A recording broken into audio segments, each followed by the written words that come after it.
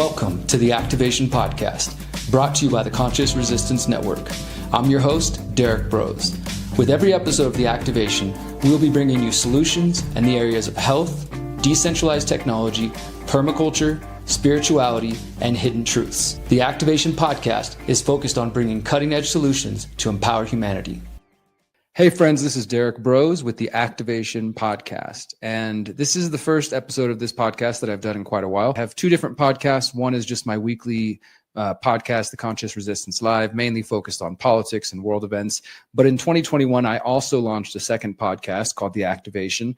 And this was my effort, my response, and my desire to move even more so into the conversation around solutions and trying to get you guys out there who are listening to focus on what we can do for ourselves in our lives, mentally, physically, spiritually, etc. And today we're going to dive back into that conversation with a new guest to my podcast, who's going to discuss a number of things that I think is going to take this conversation some really interesting places. And then also we'll try to bring it back to current events and things going on in the world, and really just think deeper about consciousness, about our existence in general. And that's the kind of conversations I like to have here. So please, everybody, welcome to the podcast, Dr. Robin Kelly. How are you doing? Oh, thank you, Derrick. Oh, I'm doing great. Thank you. I'd like to just hear from you a little more directly as far as your experiences before we get into some questions I have based on the information you sent me and looking through your books. I'd like to, just get to know you a little better and sort of your life path, which led you to the current place you are and the work you're doing now. Well, thank you. Yeah, I've been a doctor for 50 years now, 40 years in family practice. And very early on in my family practice, I started to do acupuncture, which opened up a whole new world for me and many new insights into the human condition. I did this initially alongside my Western medicine. I still do that, but I've had to go into an independent practice, which practices very differently from the formal medical practices that are around here and generally around the world, in the Western world. So I studied Chinese medicine. I did a deep dive into that. And then I wrote a book about how I combined both Chinese medicine, the principles of Chinese medicine, particularly Taoism, the way, if you like, with Western medicine, saying that there was actually no conflict. There were actually ways that we could integrate this. Then my wife and myself, after 10 years, set up this more specialized practice in our home. And this is very important because we work in our home, and the people come to us, we treat as guests. So our patients are guests, and they have a minimum of half an hour to explain and have a conversation about what they want from their health. I suppose then I started to study more modern physics, the physics of consciousness, Rupert Sheldrake's morphic resonance, and also some Ayurvedic studies, trying to understand chakras. Are these things real? Are they helpful? So I wrote a second book really about how in our lives we would hope our consciousness grows. In other words, our awareness grows, our wisdom grows, and where illness can play a part in that. The challenges that we have in our lives can play a part of that. Sometimes gives a positive spin to the many people that come with chronic conditions. And I wrote a book called The Human Antenna, which was really that we are receivers of consciousness, that consciousness, it probably made a play for the theory that consciousness isn't produced by our brains, but where our bodies are filters of consciousness. And that in fact, if we're in our most creative mode, we are sometimes in a more meditative state or in a more creative state. And then I took it one step further, saying it's not just consciousness passing through us, but we are consciousness itself. We are holographic, let's say holographic humans in a holographic universe. It's not just something passing through us, but we embody consciousness. And at the same time, I've been integrating this into my practice in a very simple way, which is really listening to people with an open heart, getting together two people or in a group of people and finding things unfold when you're in that mode, into that listening mode, almost that naive listening mode. So I suppose that's a brief summation of my life and what I try to do. Yeah. Great work. I really appreciate that. I want to talk about your books, The Human Hologram, Living Your Life in Harmony with the Unified Field, and the one you mentioned, The Human Antenna, Reading the Language of the Universe and the Songs of Ourselves. But I did have a question about something you mentioned there as far as your practice, which really intrigued me. And this, that you're what might be called patients in another setting are guests to your home who are there, for conversation and discussion. Is that for like legal medical protections? Can you say anything about that? It just made me so curious. To me, it just happens naturally. And the people coming pick this up intuitively, that we're almost extending our family or our connections or by them coming through to us. And that somehow engenders trust, I suppose. So I don't think I'm doing it for medico-legal reasons. It is helpful, though, because I have a lovely relationship with my wife and she works with me on this. And I think that provides some safety for people coming to see us.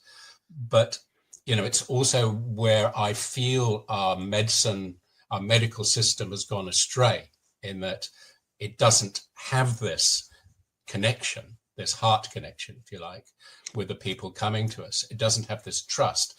And over the last 5 years, at the very least, things have slipped, and the trust that doctors have, I suppose, somehow created for 200 or 300 years, seems to be slipping.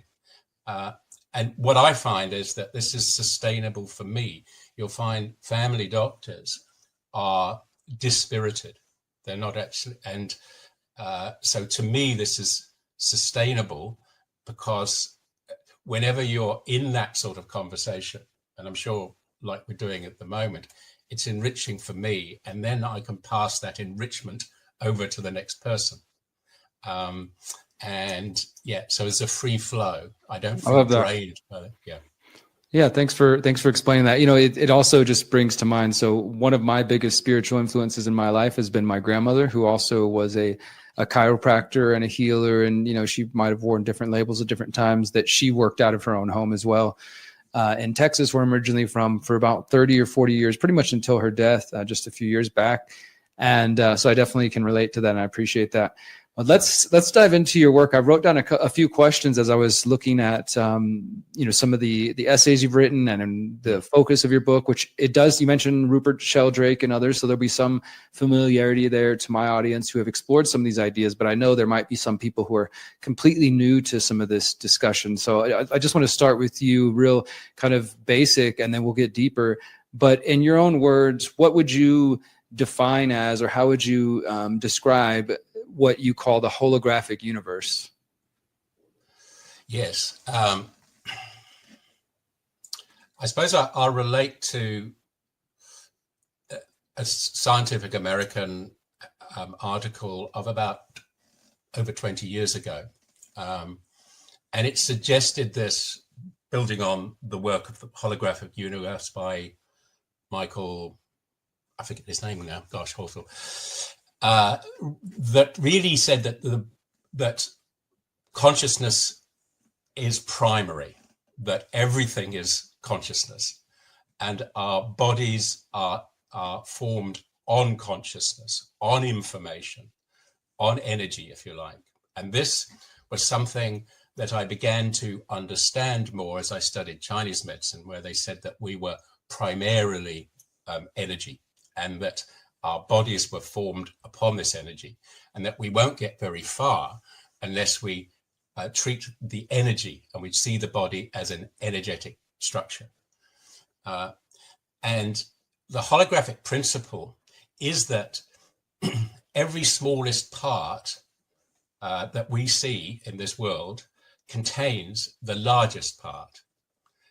In other words, we embody the universe.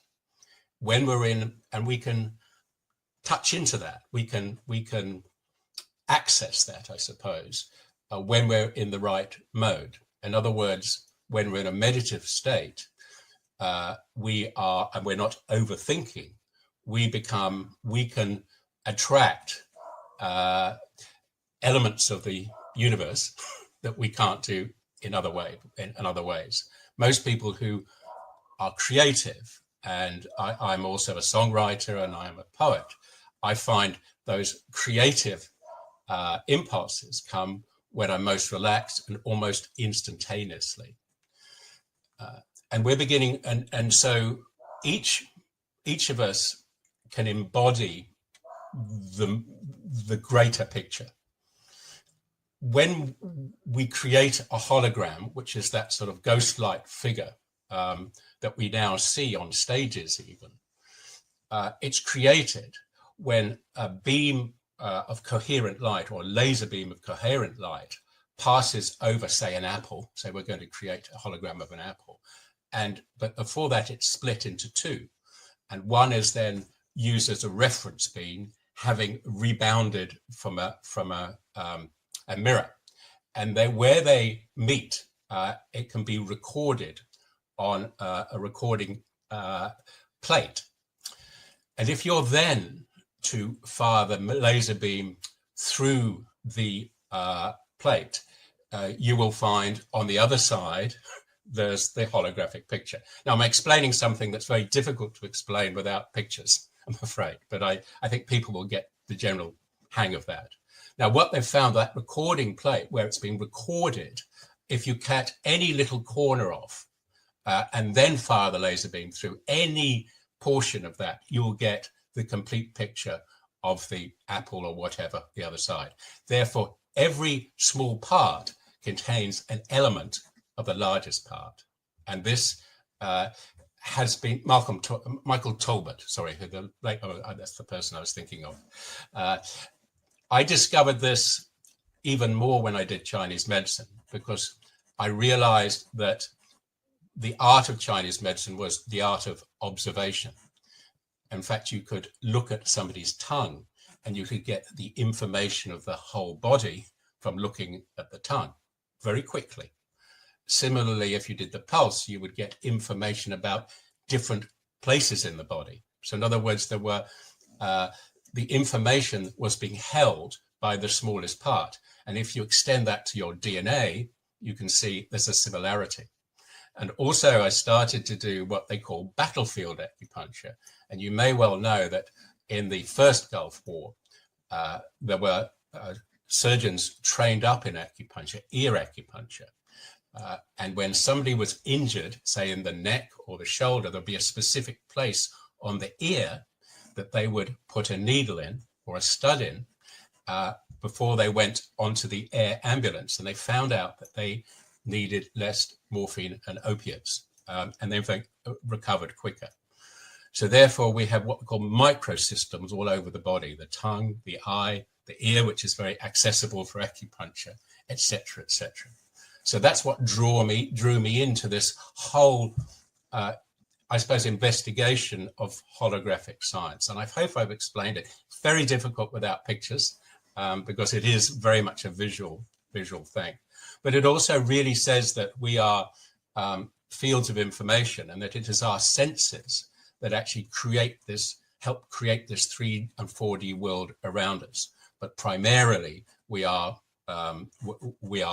this field of information, and that has huge implications to our lives, our health, and where we go when we die. Is that enough? Because I sometimes fall short of explaining things. No, I think you're doing good here. I know it's a big topic, and of course, I will include all the links to your work for people to dive deeper into it. And like I said earlier, some of this will be familiar to my audience, but I do want to dig in a little further. So a couple thoughts that come to my mind in terms of the idea of a holographic universe, the idea that humankind and our bodies are beyond just the physical form. I think that's something many of us here can kind of start with and come to some understanding, or at least belief in, if not fully understanding on a physics or science level, the idea that we're more than just our physical bodies, right?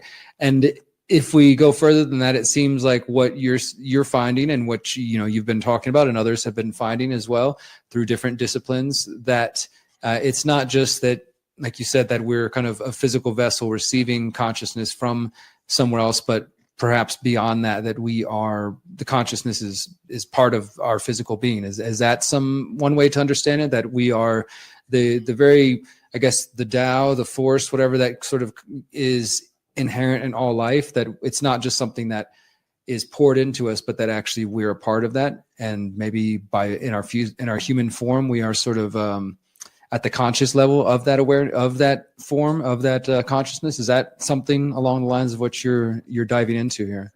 Yes. So that's when I progressed from the human antenna to the human hologram. That's exactly what I was pointing out, that we are individual facets of a greater consciousness, and we can access that.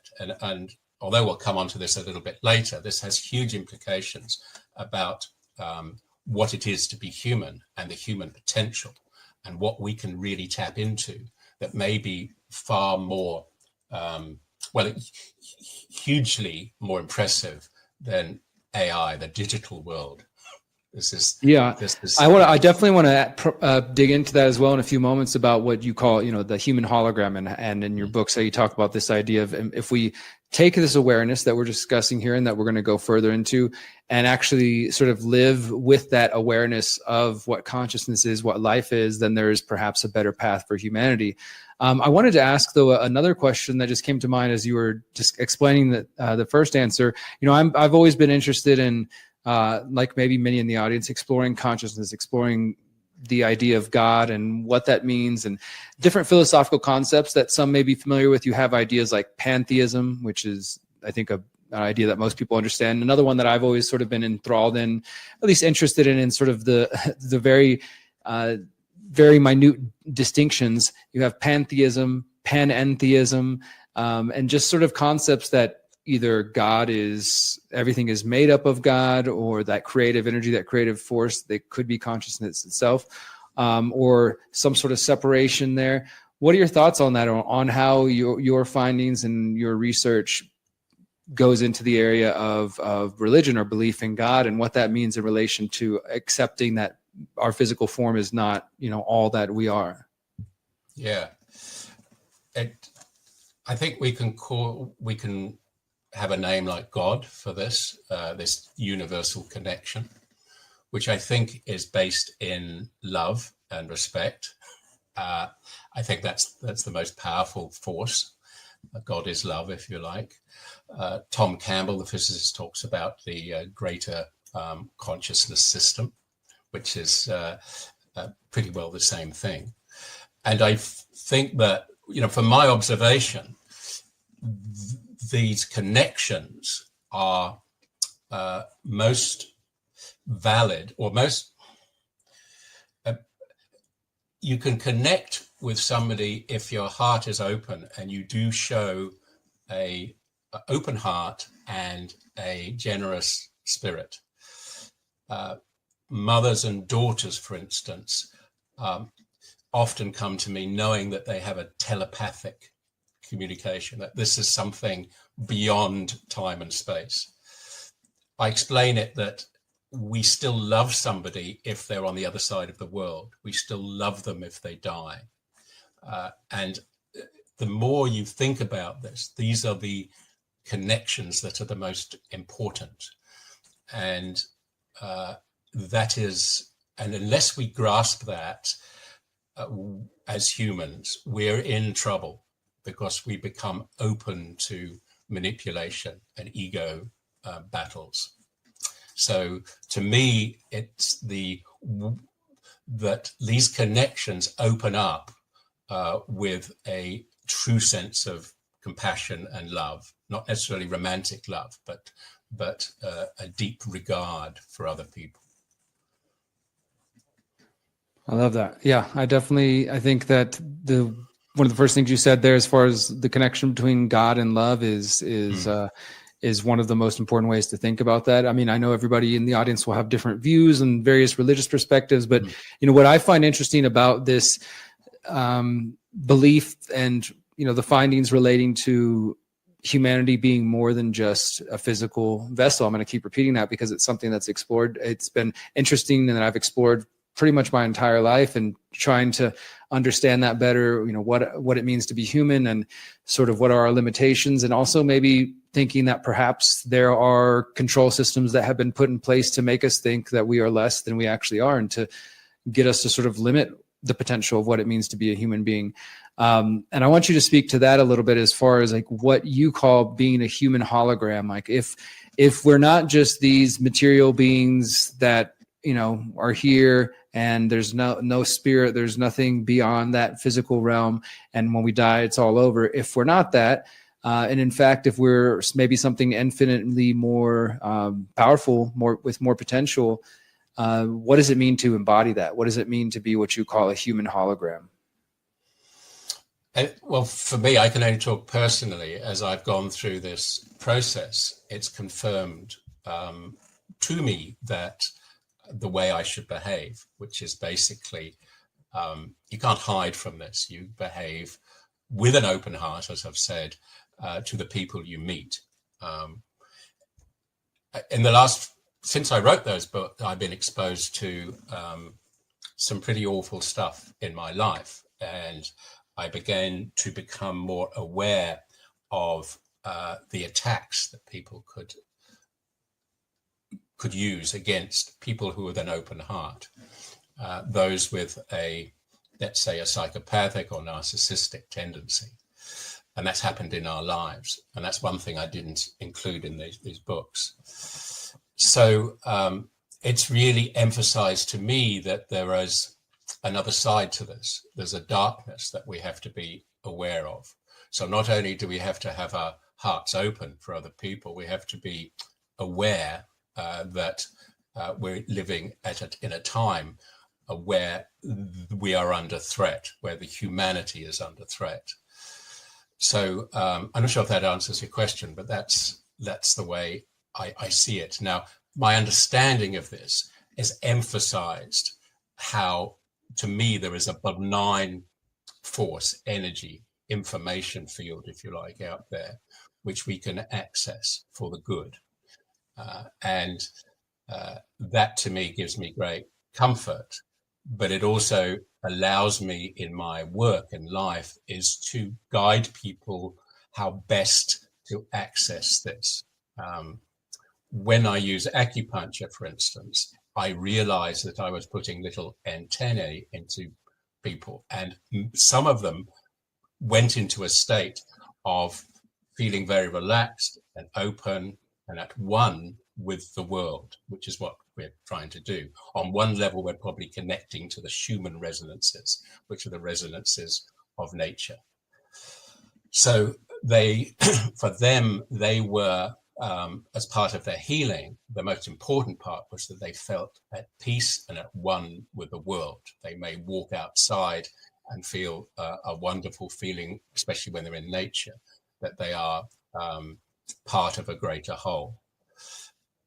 So for me, those were really important. I guess that even without looking at the science, if you like, we don't have to look at the science. We just have to be in awe of the love that people outside show for other people.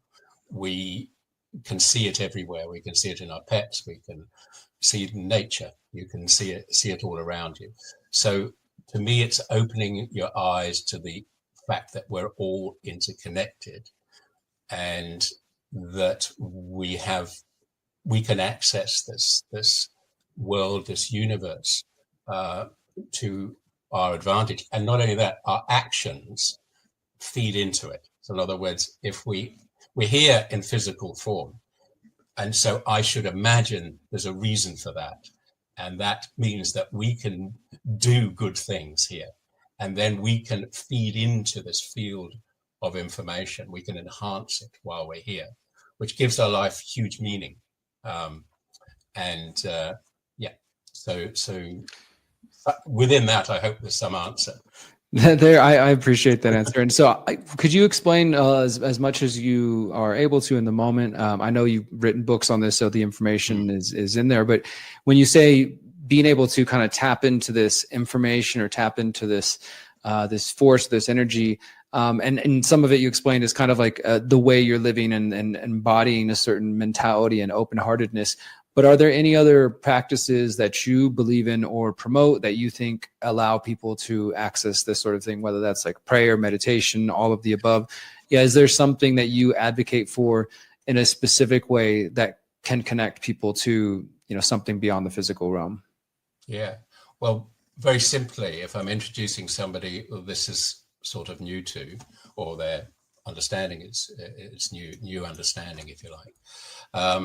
I really focus on the breath. I will go through the very simple act of breathing, how to breathe properly with the breath going to the tummy, with the tummy going out, with the shoulders down. So the body is in a receiving mode, and breathing is the essence of us. We can't do anything without breathing. We can do a lot without eating for a few days, but we can't stop breathing. So just introducing them to a meditative state usually is through the breath. And this really mirrors most of the Eastern disciplines of meditation. Again, it's to discover joy in somebody also outside the pressure of time. And that can be allowing them to be creative and not in a competitive way, but to do something where they lose track of time is important, because then that escapes the time pressure that we have. I do a day looking after students. I'm a student doctor at a local university, and the huge issue over the last 20 years is depression and anxiety. Those are actually the epidemics, not these other epidemics. And so I, in a very short time, tried to shift people into somehow how they can escape from that tension, that guilt from the past, the shame from the past, because there's so much trauma that they've carried, to also away from fear in the future. So it's basically introducing them to the present and their presence. And I think you've got to start, it depends on the person. Some people may be ready to go further, but that's where I start.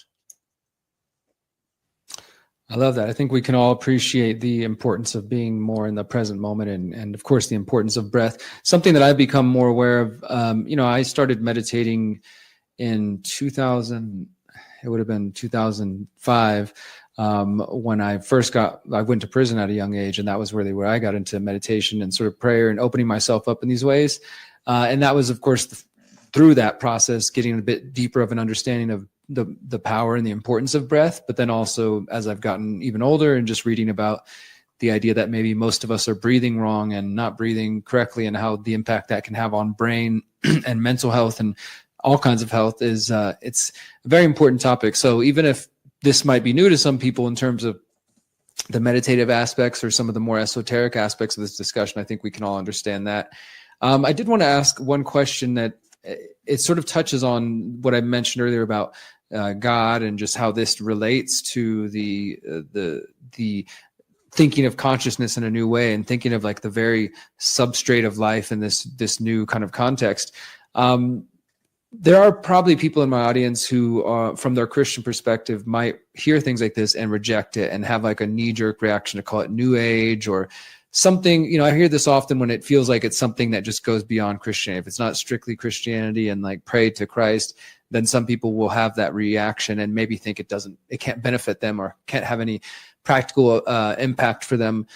Do you have any thoughts to that in terms of like how these realizations and this way of thinking can be applied to anyone's life, or is it something that a particular religious person, I mentioned Christianity, but just even more broad than that it wouldn't apply to them?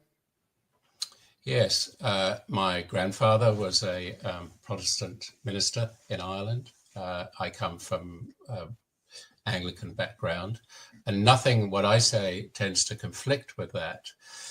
The life of Jesus, for instance, I'm drawn to because it's basically a metaphor of how we should live. And you'd have to say the love that Jesus showed was what he showed the world. And then there was also the transfiguration. It was when after he died, he appeared almost in dare I say, in a holographic form. So there were hints in the story of what I'm talking about. First of all, the emphasis on love, and then also the emphasis that we are more than just our bodies, and that there's an everlasting life, if you like, which is away from our bodies. We've got interesting sort of advances now on the Shroud of Turin, for instance, where we see that there may well have been, if that is in fact Jesus, and there's a debate about that somehow there's some radiation or light that's very important, that's impacted on the shroud. And I have a lot of, I have patients with all manner of beliefs, and I honor each one. I'd have to say that love is the one that brings everybody together. Also, the Jesus story seems to be very important because I deal a lot with people who have been traumatized, often at a young age, maybe at work.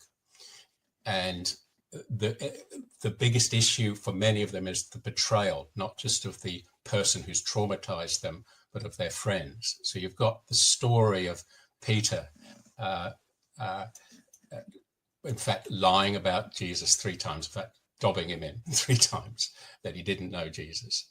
His closest friend, and had massive effect on what happened later. So that's just one example of the many stories you find certainly in the New Testament that seem to be in line with what I'm saying. So, and how anybody interprets this is up to them. But we have to know that the most important things in life, the most important things that we talk about at funerals, for instance, is the love that this person showed other people. And that's far greater than any material gains that they may have had. So I hope this unifies people. And it certainly, I have many even more fundamental Christian people coming to see me. And there is a sort of respect that we have, even though we may interpret things slightly different. The way we treat people is the same, I think. I really appreciate that. And I think that is, again, another important reminder of love being that unifying factor and that the main thing that brings people together. So let's talk a little bit more about, you kind of alluded to this earlier, and you mentioned this when you reached out to me, that, on one hand, as I said earlier, there's this belief that in a materialist, rationalist, reductionist worldview, everything is just physical matter and that's all there is. And as I said earlier, that means humans live and we die, and that's all there is. And there are some who, I think, maybe in that psychopathic category, who would like humanity to believe that storyline and that narrative, and kind of, even in that physical form, we're still pretty amazing, but sort of confine us to just that physical realm and act as if there's not more than that. And many of these folks happen to also be into the idea that for humanity to be greater, we need to merge with things like AI. Gets into some discussions around transhumanism. What do you think about that sort of narrative and that storyline, and how that is maybe the counter narrative to what you're proposing, which is that humanity is made up of something much greater, and our very being and our just everything about us is beyond what we've been told, and those sort of counter narratives that we, in order for us to rise and continue to survive into the future, we need to merge with the machines, become transhumanist, put chips in our brains, stuff like that, or the ideas that you're proposing and how those could be a different narrative that humanity might pursue. Yeah, my concern is that those who propose the transhuman way for us, in other words, that this is the future, that we must merge in that way with machines, don't seem to have a concept of humanity. And I'd have to say, with so much we don't know about biology, there's so much we don't know about our bodies, that proposing certain things which have been proposed recently, like CRISPR, which has been being able to splice genes, take genes out and put other genes in via certain technologies like mRNA technology. People that are doing that, I don't think they've had a deep dive into what it is to be alive. They haven't got a concept of what life is. And I'd love to have a conversation with them, because if in fact we are far more than we have appreciated in the past, we can only do damage by doing this, I would say. Now, that's not to say that the advances into AI, they're inevitable. They're part of this fourth industrial revolution. But it's so important that we are not the slaves of this fourth industrial revolution, that we are participants, but we also have a deeper understanding on what it is to be human and what it is to be alive. And I'm not convinced these, I suppose, technocrats that are wanting to take over and create this brave new world, I would love them to have a conversation about this. Have they, because there's so much we don't know, even by writing these books and going into all this, there's so many questions. It's very Socratic, the way you have to go about this. You've got to keep asking questions. But therein lies the wonder of humanity. And so that really deeply worries me. And it's, as I wrote to you a few weeks ago, it says time we stepped up and at least gave this other narrative, which others can discuss. I certainly don't know everything. I know only a fraction of what I should know. But I hope that this will allow people to resist being imposed upon by machines and technology and technocrats, to actually use it for the advantages that it probably has, but not be smothered by it. Yeah, absolutely. Do not let AI become the master of us. But like you said, some of these changes, there's no really going back. We can choose how we relate to these different technologies and use them for positive. I'm personally not a huge, current user of AI. I've used it once or twice here for a couple of like translation services and some transcription services and things of that sort. But I've met some really interesting people who are using it in ways that I think actually are beneficial to them or could help them understand themselves better, help them be more efficient, et cetera. So I see it as a tool. But definitely I always kind of have that, that thought in my mind of, well, or you may have heard some people say something along the lines of, the real technology is us. It's the spiritual technology, like the connection between us, whether that's telepathic or just consciousness itself. That's sort of another internet that we're completely ignoring because we're being so plugged into this other sort of digital realm. And maybe there's a time and a place for both, but I don't think we should allow ourselves to become so plugged into the digital world at the detriment of the development of our personal and spiritual worlds. And, really tapping into some of the things you're speaking about today. What would you say is the strongest bit specifically of scientific evidence or data research that you've come across or that you've written about, maybe in your book or even since your books? Because I know you published The Human Hologram in 2011, so it's been over a decade now since then. What would you say is the strongest scientific data or research to kind of back up this idea of humanity being in some type of holographic universe that is beyond just our physical bodies? Well, there's the whole field of quantum biology, which has sort of expanded, but actually suggests that there are quantum processes within the body. There's the theories of Penrose and Hameroff that are the microtubules in our brains are foundries where the quantum world, if you like, collapses down into the world that we can recognize with our five senses. These are just becoming more than just theories. There's a great movement there. I'm also, heartened. So that's the science that is in parallel, I suppose, with the science of AI.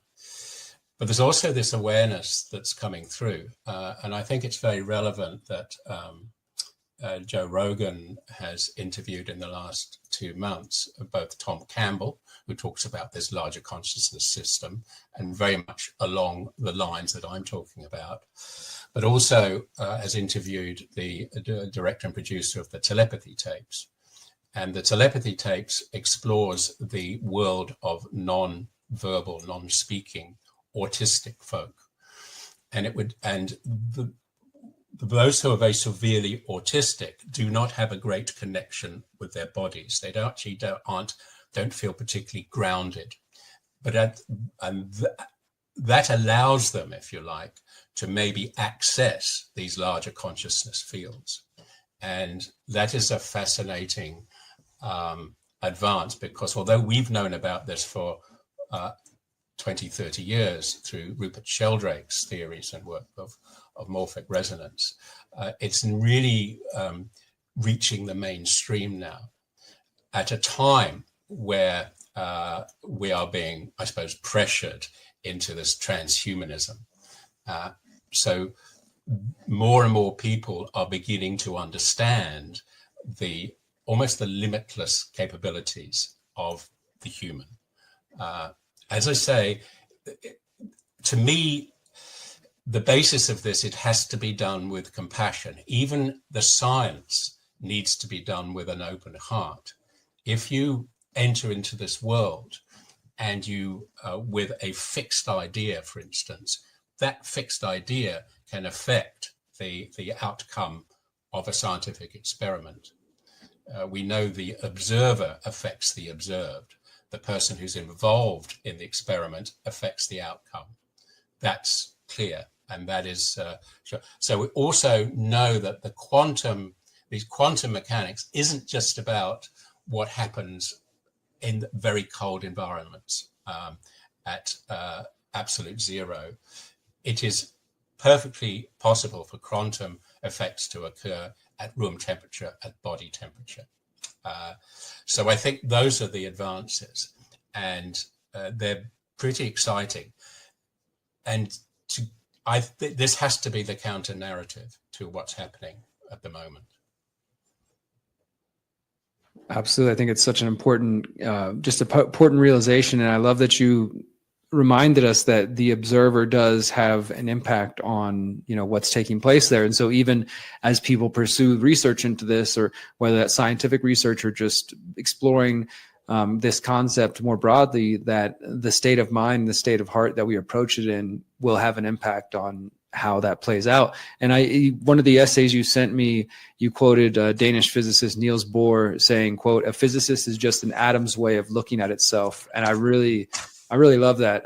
Just beautiful concept, and sort of that's sort of why I was asking about the idea of God, because for me, when you grapple with these concepts of us being in some sort of universe that we're not just separate from, but that we're a part of some sort of layer of consciousness that we can interact with, and that is, within us and all around us, and making up everything in our existence, and the ability to sort of look at it and thinking in that in terms of like what Niels Bohr was saying, like God creating humans to look at itself, to study itself, to understand itself. That idea has always been interesting to me. But I want to thank you for your time today. Is there any other final closing thoughts you'd like to share about your books and just this line of research?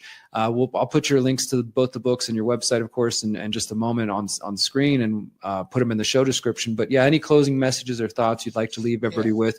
Maybe if this is a new concept for them, like you said, how this does need to be the counter narrative. How can people approach these ideas and dive deeper? Yeah. Just one other thing I think I should have mentioned as science is the science of the psychedelics, ayahuasca, psilocybin, which is being studied now. From my experience, when when these are used properly, and that has to be in a compassionate, warm, common sense environment, it has to be done in with a family with the right intent around that person can probably escape the realities for a short while of this physical existence and be able to look down at themselves and put everything into perspective. And so I see that as another advance in science that is the counter narrative to this brave new world, if you like. But it emphasizes the fact that if this is done in the right environment, it'll work. If it is actually picked up and commercialized, like we've seen in the last 5 years, certain things being commercialized, it could go horribly wrong. Because if you infuse it with ego and if you infuse it with material profit, if you like, it could go wrong. So it's also very important that this work is carried out by people who have the right intent. So that's one thing. My closing remark is not to be too downhearted. I think there is this counter narrative. I think we are having a conversation now. There's a move in young people to appreciate the longer form of conversation. When you're face to face with somebody, you become very conscious of how you're harmonizing and resonating with that other person. And that is so important that we understand that. And so these human connections can be made very real to people if you're just in that setting. And you may be able to just point out, this is great, we're having a good time, we're smiling at the right time, we spontaneously want a hug at the same time. Those are the human connections that everybody around the world can appreciate. And we mustn't lose that and lose the power of that. So it's how we act. I'm very appreciative of your work, Derrick, and I just listened to part of your last talk that you gave, and it's just up on YouTube today, I think. And actually, we all have to start behaving like this. And I think we naturally behave like it, but we'd be conscious, be aware of behaving like this. And also, in the let's say the Industrial Revolution in Europe 200 years ago, there was a counter movement, and as a result, there were the Romantic poets and the artists that came through, the Impressionist artists that came through. There was actually a growth of creativity, and it didn't happen just because they were given more time. It was the human spirit came forth and appreciated that there was so much more. And I would like to think that we are in a stage now that can happen, not because AI gives us more time, but because we appreciate what it is to be human even more.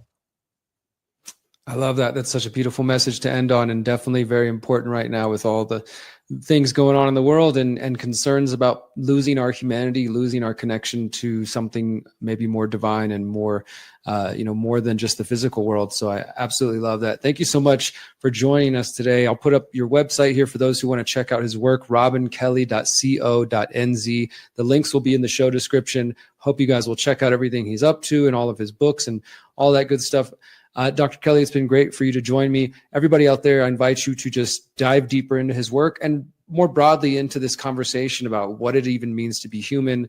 If we are just a physical body, what is beyond that? And to look into the emerging science that has been becoming more commonplace in the last decade or so, and really understanding our place in the universe. I think that there is a narrative that is put out there that humans are the problem. We are, the scourge on the earth, and we're also just this physical machines that have no spirit, nothing beyond that. And I think that's a very detrimental view. I invite you to look at yourself as something that is infinitely more powerful than that, and with infinite potential within you and within all of us. And when we tap into that space, I think we can really create the world that maybe we're all after, and leave that for the coming generations. So thank you, everybody, for listening. This has been the Activation Podcast. As always, remember, you are powerful, you are beautiful, and you are free. Peace.